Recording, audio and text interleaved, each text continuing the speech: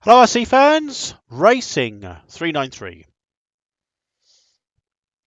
If you're wondering, Racing 393, 393, my race number. Racing. There's no other reason for that other than I was racing at the time, and I had that on my race car. Racing 393 didn't actually mean anything. There's no sort of official sponsors, but the name stuck really. So yeah, here I am, Racing 393. The picture behind me is a little bit more progress with the VXI probe, the flying point. I think, upon reflection, it is a flying point VXI. There's so many variants of probe. There's like the four-wheel drive buggy, which this is, and then I have seen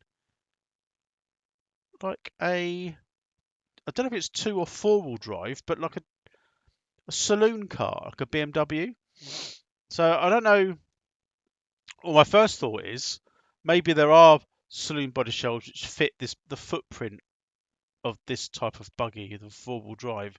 They tend to have a bit of a weird length and width uh, footprint, if you like, because it usually would only have a buggy body shell on it, which doesn't have any extremities of where the wheels should go. Anyway, but I'm pretty sure it is a flying point. Well, it has to be. I've done 5 videos on it now, so what else? So in this video, we get up to what you see in this picture. Um, a lot of progress has been made using mainly the original parts. Apart from I've had to buy the servos, the battery pack, and a switch, and a receiver. What you see on the car now and the air filter came to a total of around £65 plus the air filter. I've ordered 2 Chinese branded receivers, which are for the Samwa. They were 40 quid, but that's 2 of them, so they're 20 quid each, roughly. So you're looking at about £80 I've actually spent on this car.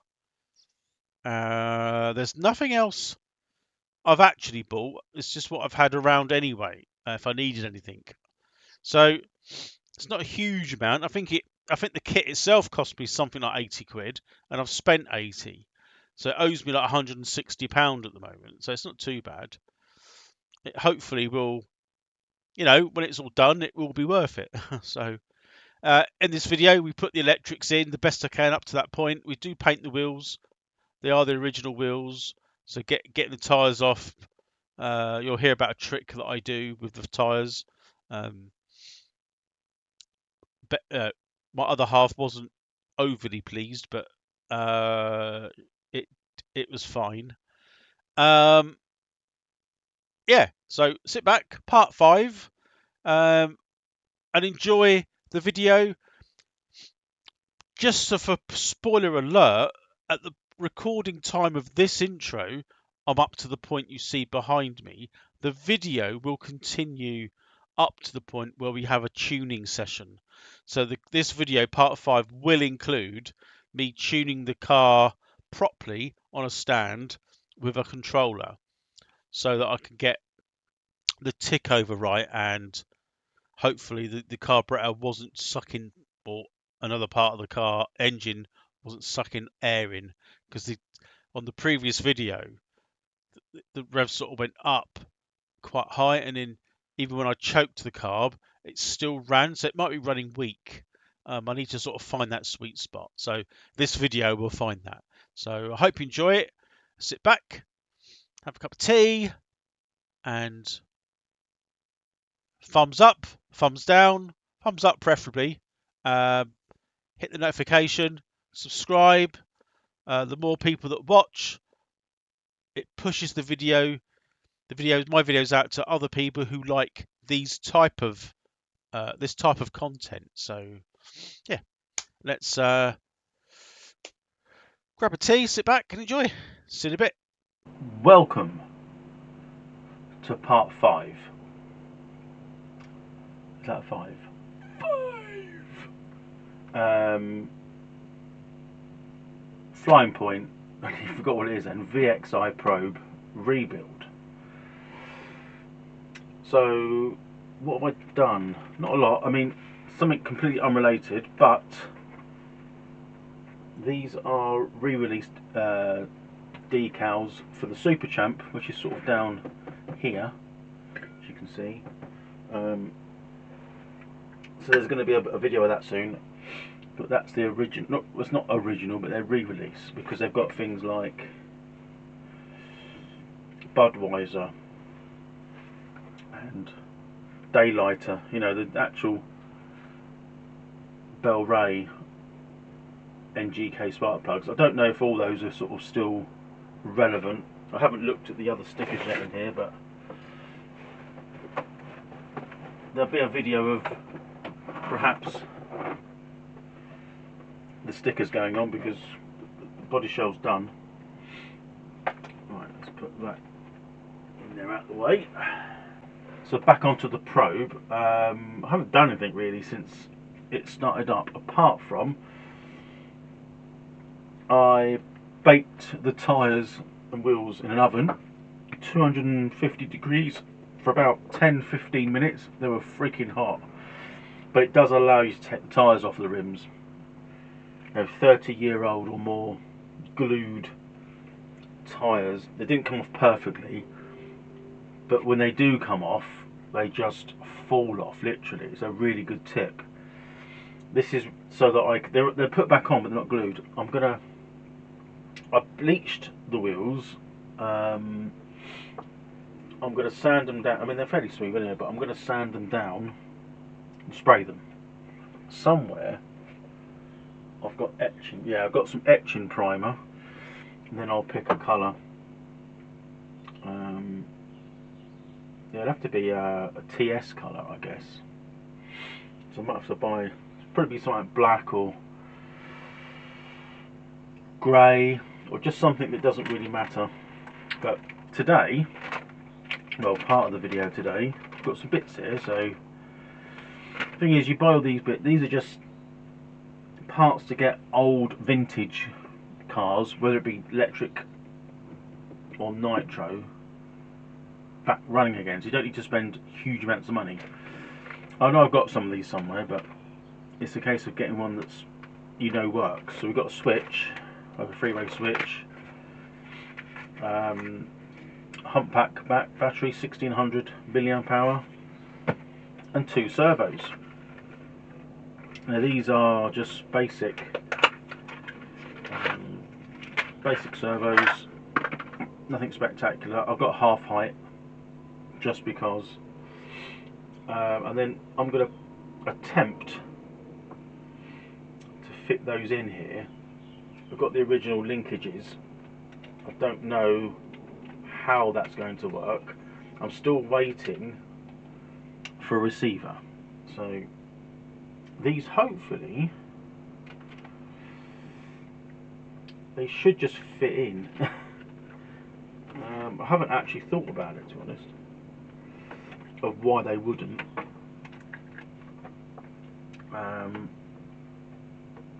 Might be a little bit tight for whatever reason, but I'm pretty sure we better sort this out.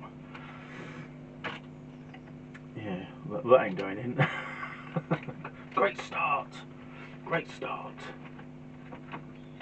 So we've got the switch in. The actual switch bit itself could have been sort of sticking up higher, but it's quite a thick base. But that's that. I don't know which way's on off yet, because I know it's on off at the moment. I'm hoping that is off and not on. I'll have to take it all off again, but anywho. Now, I think the wiring will be sorted out in due course, so it's nice and neat. I hate like messy wiring. I was watching a YouTuber the other day, and he was talking about he didn't like the wiring and how it was initially bought this car, and how it was finished by kinking all the wires and this, that and the other, but then goes and uses like a great big, like a big screwdriver to lever something else off. I mean, it sort of goes against the grain a little bit, doesn't it? Where, you know, you're worried about wiring, yet you go and bend the crap out of something to get it off. It just, I don't know. Do it properly. Or, don't say you're going to do it properly, just do it the way you want to do it. Anyway, that's that off. That's the monkey off my back. I suppose the next thing, I'm not quite sure how I'm going to do this. Like the steering, I need to probably fit the servos in. It's just doing some screws up, I think. And it should screw in, but it might need bolts. Don't know yet. Right, let me figure that out.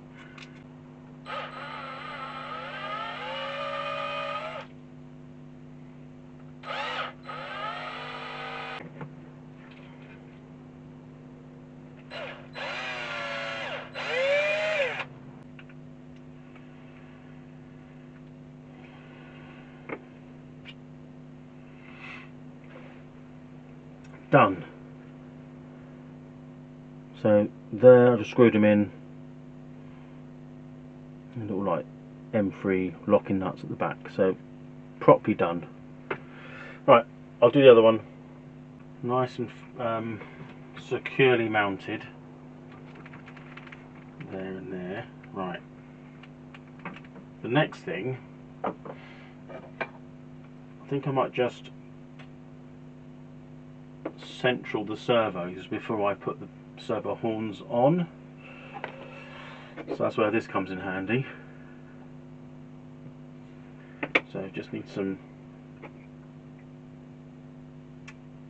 power. I think it's like, I don't know whether, I always remember which way around to put the batteries. It always annoys me, I keep forgetting. There we go.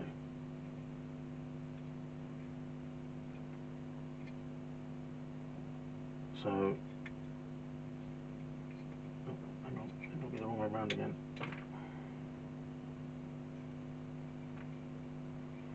Oh, that might not even be the, what is the servo?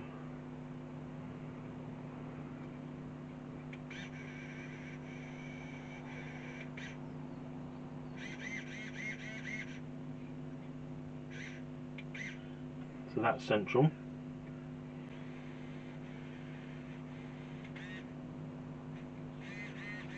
So it works. And that's in the middle. Well handy they are.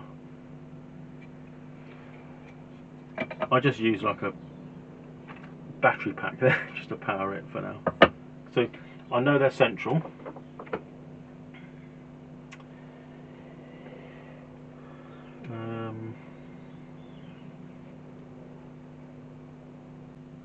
So that will need to be drilled out a bit to put that on. So I've just wired the back one in, put the servo saver on. Yeah, it does work. I mean, it's got a lot more movement than that, but that there is full throttle, so I can trim that back. And you go the other way, it's all free flowing. You go the other way to, that is almost flat out, like with the servo throat. There's that one. It's a little bit shaky there, might be the batteries.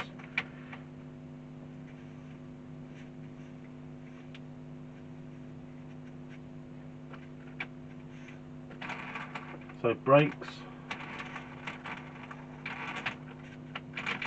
solid. It's coming along nicely. All the electrics are in, just waiting for the receiver.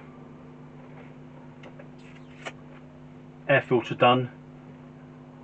original OS, oiled and put on. What else? About it. I'm going to spray the wheels. I'm going to take them off. Not sure what colour yet, but just so they look a bit cleaner. Got some tyre inserts. They're on their way. The shocks haven't arrived yet, but it's looking pretty dapper. Onwards and upwards, let's get some paint on these. I'll show you at the end. I'm not sure what colour yet. I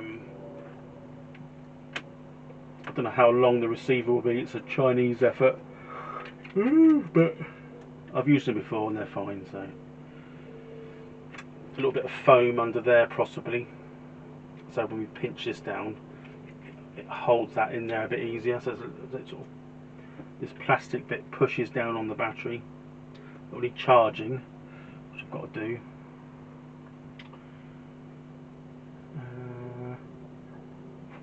And put a wing on it at least. I don't know what wing. I've got spare wings. Hopefully it'll fit on there.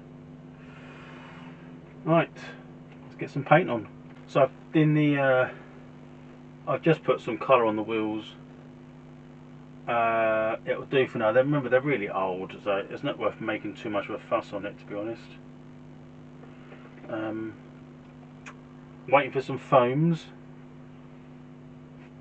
Then we can put these back on.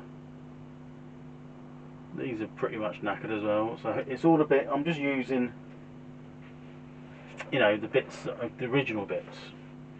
I think the air filter, like I said, came out nice. That's done. Although I've cable tied it on, I need to take it off again because when tuning the car, make sure I'm getting full throttle. The wiring all still just sitting around, so that will need a bit of cable management at some point. But all the linkages are linked together. I just need to get a collar that goes on this. It's not going to come off. I probably don't need it, but then I could just trim this off. It's a bit high. Put a little collar on there and then just cut that off with the Dremel. That's the plan. I've got to wait for the shocks. They're not here yet, so I'm hoping they'll fit, because I think they were like 110. I'm not sure what these are. This is the sort of the moment of truth, isn't it? I don't think these are that much.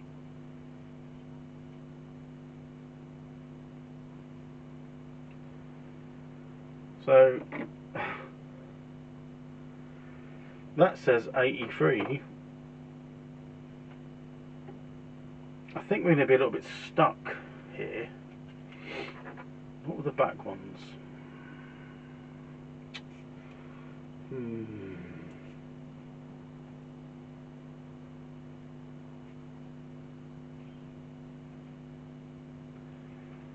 They're less, but it does go down more. They're sort of like 80 mil. I mean, those are 100 mil or 110 mil. Oh, I don't know. Maybe they won't fit. I'll have to see. I'm pretty sure these shocks open up more anyway. I'm pretty sure these arms go down more, but we won't know yet. I haven't sorted a wing out yet. I need to find a wing, which I haven't done. So that'll be then something else I need to do. Yeah, it's coming along alright. Right, here we are. I've got the front shocks on and the rears. So you can see that these are just bought off eBay. The backs fit really well. If I'm honest, the fronts could have done with being a bit smaller, but they were sold in fours. Well, they were sold in pairs. Maybe I should have checked. They've done a smaller set for the front, which would have been ideal. But they work really well. It's a bit lower on the suspension, but I've readjusted the alignment of the exhaust, so that's slightly lower, and also put some what are these, collars just bits and pieces. What are they called? Collets? I don't know. But one there to stop it coming off. It wouldn't have come off anyway. And there's one on the steering servo. Just probably need to trim that bar there maybe a little bit. It's not urgent at the moment. These are the front shocks. Now they're compressed quite a bit because they are the same shocks. They are a bit stiff. I'll give you just an impression here. So it just pings back up again. You see that? Where the back, I don't know if you can see the back. It's more dampened and it sits. So that's good. So I've ordered some different springs. I think these are like armour size. So softer springs with a bit of luck on there should work. And they're only like 50mm, like from there to there. This is about 45mm, but you can see by the back they're like massive. So I was effectively got front shocks, rear shocks on the front, and it just made it's too like there's nothing to dampen that at all. But I think for now it's all good for the time being. I'm still waiting for the receiver, as I've said many times. Got some of these, so foams. These are what are these called? Closed, something closed. I can't remember what the name was, but they fit in the wheels, tyres really well. So I'm going to put these on the rims, and then I've got to. The problem is the foams sort of fill the tyre out, which is what you want. But the way these tyres fit, they've got a slot into here. That's going to be the tricky bit. The wheels are not on fully, and I've also got to. This top arm is adjustable, which is why there's negative camber on here. So I'm going to have to try and take this wheel off anyway, take the pin out, unwind this out a little bit because it has got a bit of negative camber on it, like the wheel's leaning in a little bit. I don't really want that. So yeah, coming along really nicely. What am I going to do? I can't remember what I was going to say then. I'm going to put these wheels and tyres on and get them on so that they're glued on. That's the plan. I've got tyre glue and I've got like Gorilla Glue, so whichever one works the best. So it's on, it's nice and firm. I've just literally pushed them in with a screwdriver. I've not glued them yet. I'm going to do that afterwards. I want them to sit in a sort of natural position for a bit. So yeah, that looks good. Right, I don't think they're going to fit brilliantly, so they're going to need sorting out because the wheels are sort of so old, and you can see there I've you can see it if I lift it. Oh, can you see where I've glued it? Can you see that? I'll show you that. Hang on, where is it? There it is. There. Can you see that? I had to glue it. So I'm using just a screwdriver, the tuning screwdriver, just to sort of force the beads in, because the beads are kind of really worn. So you have to sort of use the flat end.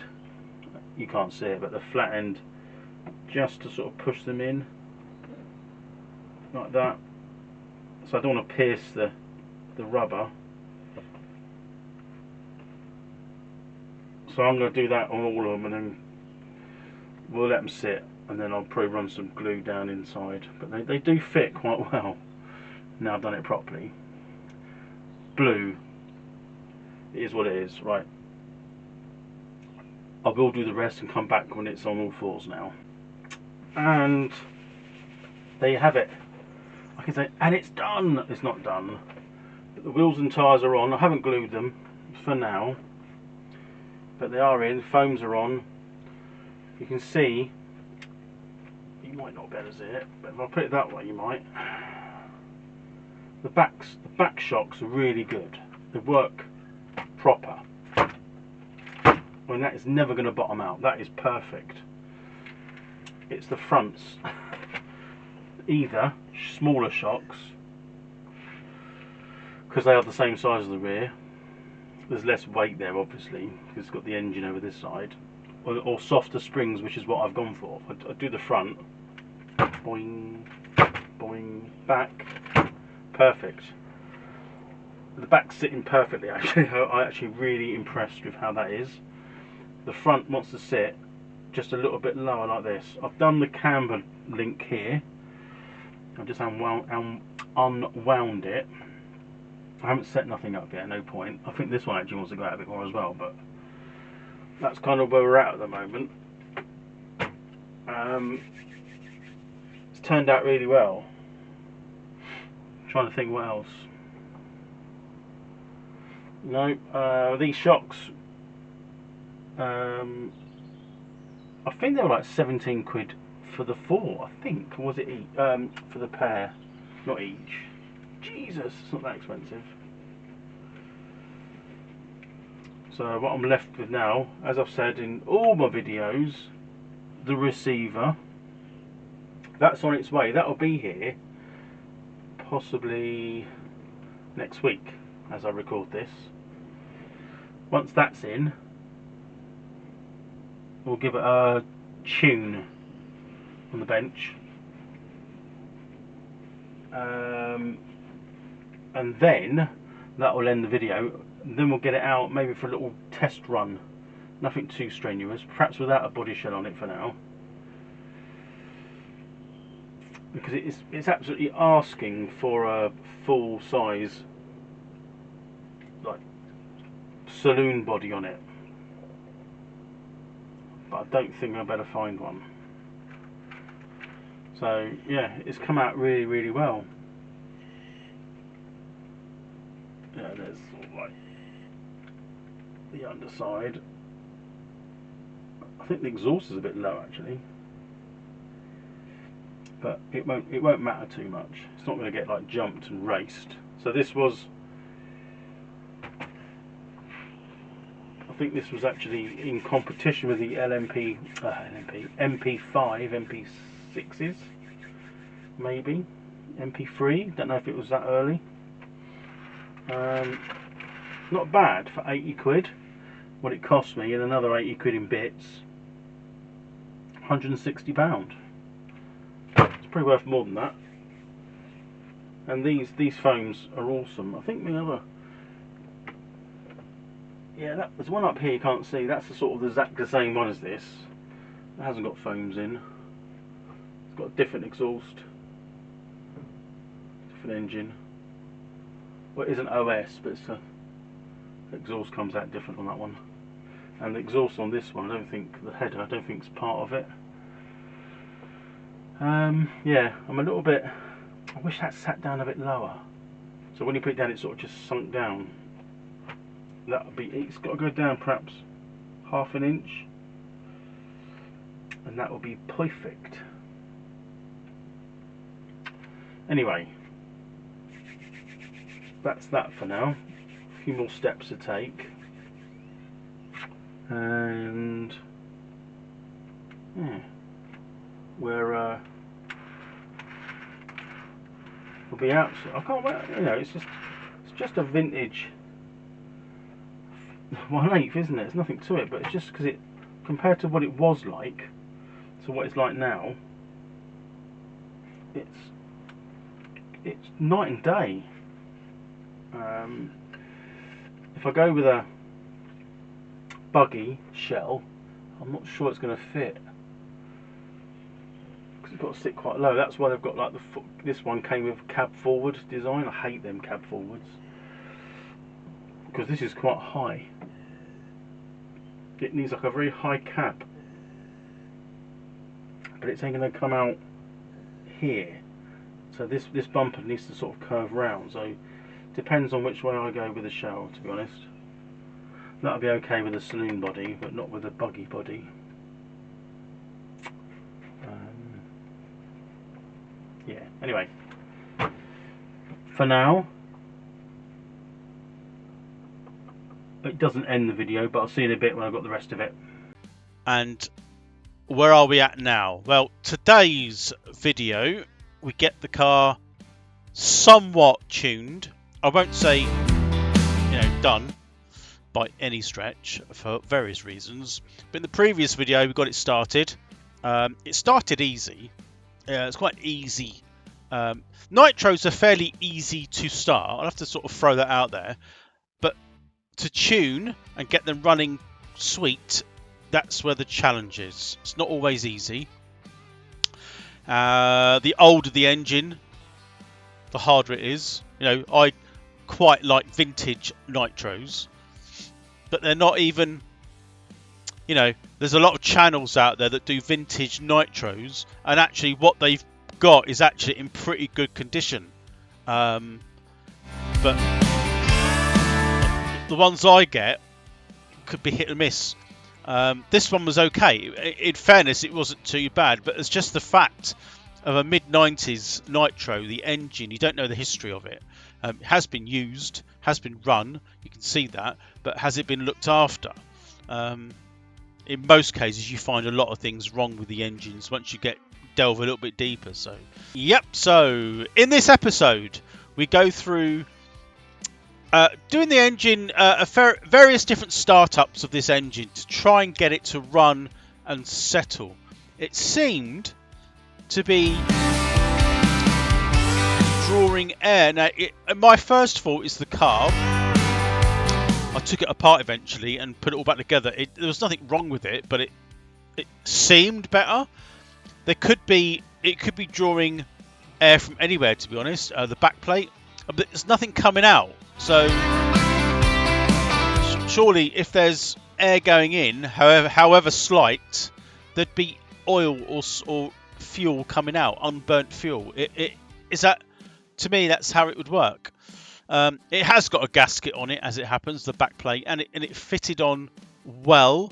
It wasn't broke, and the bolts are sort of torqued up reasonably tight. Maybe not as tight as they could go, but tight enough. Then they sort of crack if you undid them. The carburetor has got a weird pinch bolt setup. It's certainly not the pinch bolt that came with that engine. Someone sort of made something, and I think that could be a little bit hit and miss. But it is in there, and it's solid in there. It's not leaking. It's not leaking out the front bearing. It's not leaking under the clutch. The only part that is leaking was the exhaust down near the front. So that will need to be addressed. It's also, I think, blowing past the cable ties or the zip ties that I've got with the elbow, the flexible exhaust elbow, if you like. So I need to get some thicker. I've got them, some thicker zip ties, and I'll really crank them up a little bit tighter to stop it leaking. It's still not going to justify of why when you start it up it sort of revs the crap out of itself and then settles. It started to settle down a bit easier in this video. We get it somewhere nearer what is acceptable. I think once I've sorted out the leaks in part 7, we'll get it, hopefully, because we're coming into winter in the UK. It's getting to sort of just coming up to October, and the nights draw in. It's just rubbish. I mean, anyone that's in the UK will know what we have to do. I mean, it's the only country that suffers from shite weather, but taking these cars out in the cold is just not my thing. It never has been. So, and even if I did, as we know, nitro engines can be a little bit of a trick to start. Heaters and things like that. I've got an engine heater, but I just can't be bothered. Just fiddle around in the cold with, setting the screws, it just can't be bothered. So we never know. We might get a mild stretch where it's not raining. We can get it out for a run. Now these videos stretch over time. This is part 6. A lot of people might even fit it all in one video. I just don't have time for that. By the time I get around to doing it, we've got to film other videos and other videos. by the time you get where you're at, you've got so much going on, you've got work to do as well, like building work. So that's why I split these videos so that they are, you know, again, this will be a part 7 episode by the time I get it out. There's not much else I can do with that. Let me know what your thoughts are about that. See if, I know some people might say you're milking it just to get a car done. Well, I actually enjoy the rebuild of a Nitro, a vintage radical control car, Nitro power. It's just something I enjoy doing. So getting it done as quick as I can. It's not really something that I want to do anyway, even if I wasn't filming. I'd like to take the time. So yeah. Anyway, sit back for the 6th episode. And let me know your thoughts, any feedback. Hear it when I do start it. You know, sometimes it's weak, sometimes it's rich. Yeah, it just takes a little bit of fine tuning. It really is a fine tune. You can't just crank the screwdriver and turn it. It just won't work otherwise. So let me know what your thoughts are, and I'll see you soon in a colder UK for part 7. Right. Can't remember which bit this is now, but the time has come to fit one of those. A Chinese knockoff Samwa receiver. I've done it before. I suppose it can be a little bit hit and miss, but let's as you can, well, not let's, you can probably see that all the wires are just everywhere at the moment, not here. So I'm going to have to put this on and do a bit of wiring up, and then bind it to my receiver. Bind it to my receiver? Bind it to the transmitter. These springs, they're on their way because these are too stiff. The back's fine, as I've said before, so I'm hoping they'll fit. It's a bit of a long shot, but anyway, enough of that. Simply, I will put that on now, and I'll be back when I've bound it. I'm going to have to take the air cleaner off again, I think. I don't know how much throw I've got. We'll see. Anyway, let me crack on. If you're interested, battery on charge. I've taken the carb off because the slider, or the butterfly inside, it kind of pivots round and round, and it shouldn't do that. It works, but it shouldn't. I don't think it should pivot. There's something, it locks in on something. I think it's the throttle stop, but I need to work it out. So I'm not going to film this bit because I don't really know quite what I'm doing. Waiting to get some life in the battery, and then we can set it all up properly, because when you go full throttle and brake, it works, but it is a butterfly, but a slide has a tendency to move, so I need to look into that. So yeah, let me see what I can find out. I put the car back on. There's nothing really wrong with it. It is the slide, if you like. There's no, you might, and I didn't know this, but it just turns. So it doesn't, usually the throttle stop goes into a groove, stops the slide bit from turning, but that's not the case. It butts up against the end of it, from what I can see, so it goes in only so far. If you screw the throttle stop in, it only goes in up to that stop. So anyway, nice and easy, I suppose. I'm just waiting for the battery to charge. Maybe not fully, but it was having low voltage yesterday, so, and then I can set the throttle up and all this wiring on this side, so I'm just waiting for the battery charge. I'll be, you know, I'll come back when I've got the wiring sorted out and all the throttle stop and dual rate for the throttle and the brake, because I did it yesterday but I was unsure about how that was supposed to be set, but everything else seems fine. So the plan would be to get that all back in, get that back on. Everything's charged, so could even get it operational from a controller on the bench. We'll see. It's not that loud, but I'll be back when I've done something, when this is charged up a little bit. So after a bit of consultation with the manual, I've set the failsafe to off. So on the transmitter, if just so you know, you go to settings, like that, so like that. See the setting? You go enter. It's on steering at the moment. So throttle. So the throttle set. You scroll down to failsafe, and what you set it on, you put it on to 100% minus. It's got brake failsafe off, so I'm guessing that means, anyway, that's how I've set it, if you can see that. And if I demonstrate, so that's flat out. It goes out of range, so turn the receiver off, move it out of the way. Receiver off, listen to and watch here.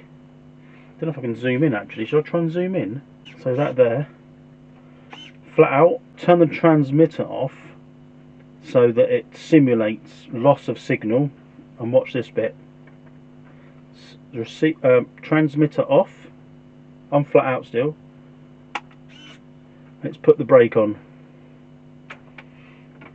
So if you lost signal, obviously don't work now as I turned it off, turn it back on, it comes back again. So yeah, quite important to set that on all your nitros. If you're going to know that anyway, aren't you? So if it flat out loss of signal, it shuts down. So if you walked near it or it was some intermittent, as you get nearer the kite, it might pick up again. So you just want to make sure you're not going flat out on the transmitter. Right. They're still charging, by the way. The moment of truth. Right. It's primed. It's all charged. Let's just do this up.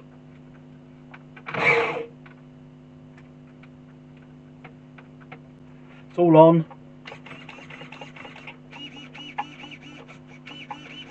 Connected. Charged. We hope. Ready? Unedited.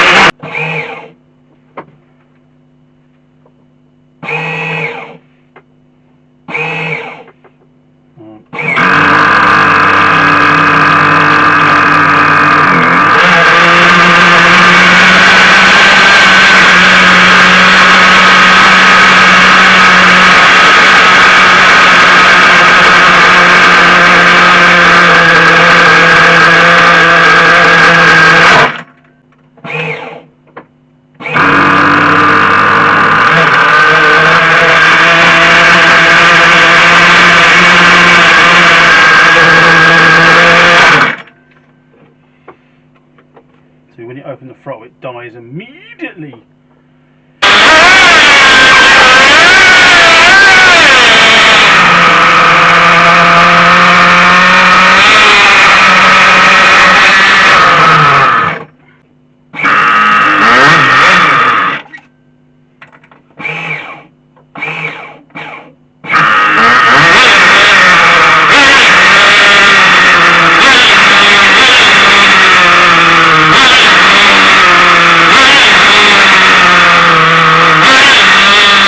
I think the carb might be, don't know, drawing air. Don't know.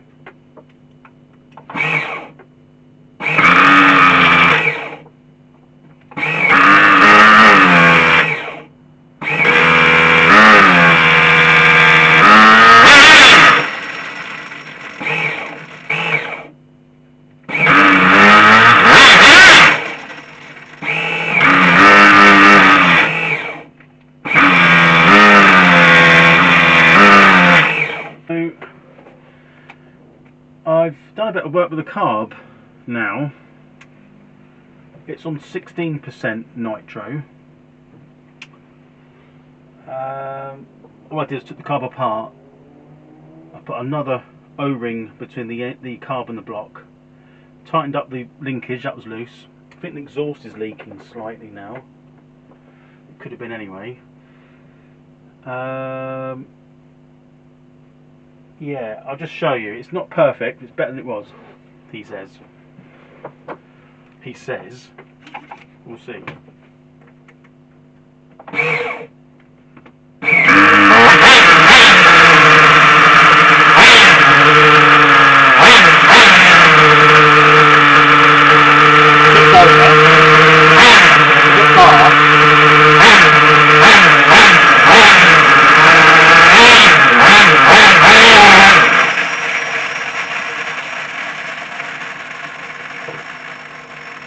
So still might be too weak. I'm going to try again. It's not super hot.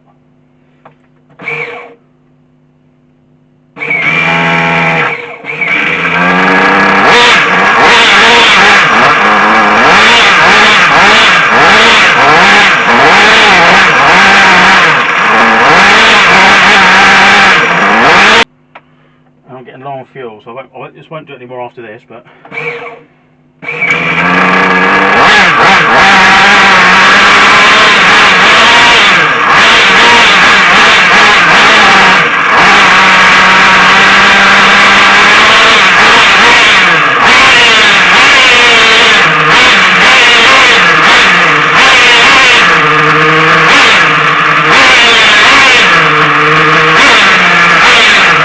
well, there you go. What does that mean? Let me turn it off.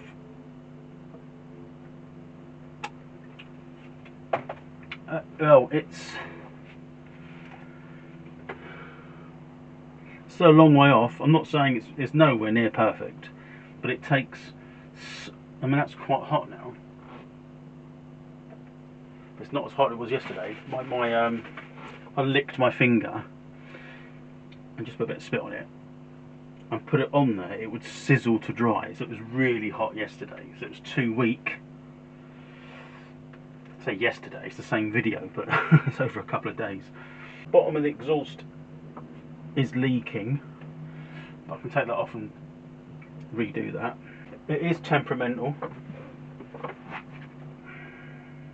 Turn that off now. Temperamental with the tuning. You've only literally got to put like a tiny bit of pressure with a screwdriver on the low end. Really small amount. It's just like you just turn the rubber inside. It seems like no, even that's too much.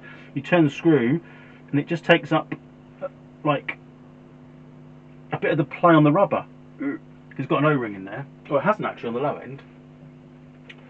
So it must have actually it might have. I had to take it out. I don't know. I couldn't see it. I don't know. But a small amount is what I'm trying to say. And it either makes the engine rev the crap out of itself. It still must be drawing air from somewhere. I've got a feeling it's to do with the carburetor, but it's got a new O-ring on it. Still got a bit of there's not much compression there. There could be another reason. Right, I'll have to let it cool down. The plan was, God, there's a lot under there. What's that? What's going on here? There's a lot of oil. Hang on, let me just. There is a lot of unburnt nitro fuel all underneath here, which makes me think that it's rich, like really rich, or just maybe wants like a hotter plug or something. I don't know. Is that how it goes? A hotter plug or colder plug? I don't know. So I'm not quite sure. I mean, it's an old engine. That's the thing, and it could be just knackered, and you can't get bits for it. Just got to get softer springs for the front. Glue the tyres on. I mean, it could go out for a little bit preliminary run because everything should work. It seemed to run a bit better on 16%. I was using 25. Yeah, 25% nitro, like at the beginning of the video, and I changed it to 16%. So maybe glue the tyres on so they're on, softer front springs, seal the exhaust, and just a tank of fuel, and that's all really, and just see if you can get it to run. When it's running, at least it will keep it a bit cooler through the air, won't it? When it's stationary in the shed here, it just gets, I mean, it's not over hot now. It was yesterday. It was really hot yesterday, but so it's only 74.5 Fahrenheit. Well, yesterday it was like 128. That's really hot. Yeah. So I think. What do I think? I think it's knackered. No, it's not knackered. It's just it probably is knackered. I've literally just. I mean, I changed the linkage so that it doesn't. When you go on the brakes, it still shuts the engine off more, and when it's slightly on neutral, it revs or can do. So I'm thinking to myself, it's obviously a carb issue, but what can you do? Because mid-90s, it's not worth. Like I said, I haven't spent a load of money on this. The electrics, the shocks, the spring,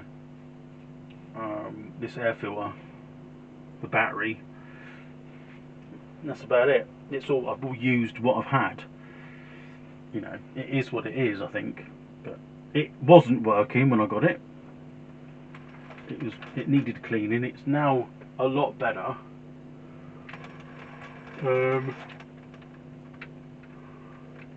Yeah. Anyway, I think that will end the video there. Keep this to be quite a short one, and then maybe I say maybe I've got somebody. I mean, you can see there, that one there, and that one there. I did that one back in February. Got it running. I still haven't taken it out. It's finding time, isn't it? I just don't get time. Well, what do you think? Yeah, I mean, it's much better. I mean, a mid-90s nitro, which is pretty much obsolete, does run. I mean, if you took it out, it would run, and I think that I might try that and see whether once I've got the springs on it and sealed and do the bits I need to do, maybe see if I can get it so it's responsive locally, as in I won't zoom off down a runway and it will disappear off or cut out. I mean, there's no other leaks. The good thing is it's only leaking under that exhaust. I'm going to have to rethink how to put the pipe on there for the fuel, because it got caught up with the clutch bell. So I might have to just, I don't know. I'll figure something out. But anyway, that's it for now until I get round to running it. Who knows when that'll be, but let me know what you think. I thought the rear diff was playing up, but it is still diffed. It is, well, it is leaking, but I don't know where from there actually. I don't know what that is. It's not the shock, unless it's coming off the exhaust here. So that I've got to look into. Anyway, give me your thoughts if you've got one of these. Is it worth doing? You know, am I wasting my time? Oh, and I bought the foams, didn't I, as well? So they're about £8 or something. But right, that's it for now. Keep an eye out for more for an update. Just subscribe to the videos if you can. Hit the notification bell. And stop putting faces in front of that camera, you dickhead. Anyway, I'll see you next time. Cheers.